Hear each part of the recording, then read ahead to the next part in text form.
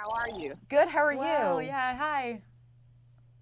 Good. We are excited. We have two huge things for all mankind. First of all, it's one of the debut shows on Apple TV. Big deal. Really big deal, Yes. yeah.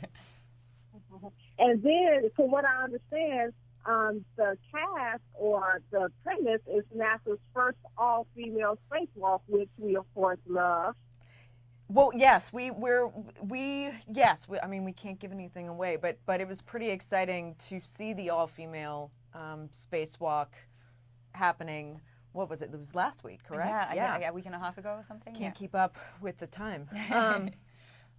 But that was really exciting.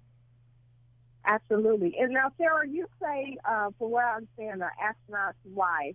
I do. And when we talk about the strong female leads, it's good that you kind of give both sides to the struggles that comes with the responsibilities of having that role, being the wife. Can you tell us a little bit about the sacrifices that we'll see you go through during the series? Sure. Yeah.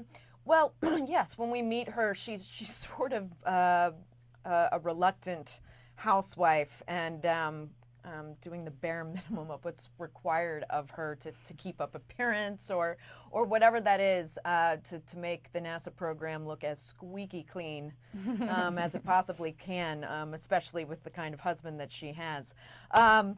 And when she gets the opportunity to train in the astronaut training program, those roles and the dynamic, the sort of gender bias dynamics that everyone in society was accustomed to, certainly at the time, much less now, sort of get flipped around, and I like that we got to sort of explore that. And of course, it's a bit of a bumpy road. Mm-hmm. And when we talk about society and roles and, just kind of signs of the times, Jodi, from what you, who although your character is this really gifted pilot, the pushback that you received were from your parents. Kind of, in a way, yeah. I think, Ellen certainly comes from a very traditional family she's grown up with a lot of privilege and a lot of expectations for her to play the traditional female role in society. In fact, I think her mom sort of pushed her to go to the right college to find a husband more than let college lead to any kind of career. So when not only does she not do that, but she becomes a pilot and then an astronaut candidate, there's certainly a level of pushback from her mother, yeah. Mm-hmm. And we talked about the roles. We have space, we have adventure, we have, all of this drama for all of mankind, all wrapped up in the show. Tell me what factors made you guys excited to take the role?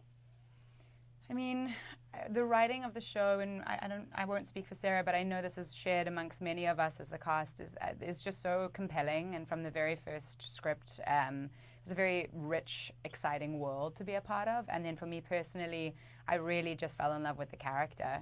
After chatting with the creatives of the show, I was just super excited to get to put her shoes on and to get to live in her head for a while. We meet her only in episode 3, and it's a sort of a slow burn, but I don't know, I think it's a really wonderful, interesting path that Ellen Waverly goes on, and that was the most enticing thing for me. Yeah, I was also enticed by Ellen Waverly, and so... I'm kidding. No, I think I and the rest of the cast share the same sentiment that the story was really compelling, the writing was really compelling, and fortunately, we all have a blast working on it together, and we really like each other, which is so lovely. It's so nice to go to a work environment where you like everyone, but yeah. Fantastic. And we're going to wrap up. Is there one thing that I did not ask that you guys would like to say about the show? I guess I'm not sure if we said this already, but I think the unique thing about this show in a sort of marketplace where there are a few alternate history style shows is that instead of the dystopian world that is, I think, very tempting to examine when you are looking through, telling a story through the alternate history lens. It's not that our show is utopian, but we certainly put emphasis on what might have been in a positive light, what positive evolution might have happened both in society and at NASA if this initial loss might have happened instead of us winning the space race. And it's a really interesting way to look at things that, as Sarah has said many times, like what is a perceived failure might actually end up putting you in a better position than the NASA space program ended up being in our real history. I think this is the exploration of it all, the what-if factor that kind of draws the audience in as well. Totally. Absolutely. Okay. Well, thank you guys so much for talking to the Trinity Report. We will be watching, and we wish you the best of luck. Thanks, Prashanda. Prashanda.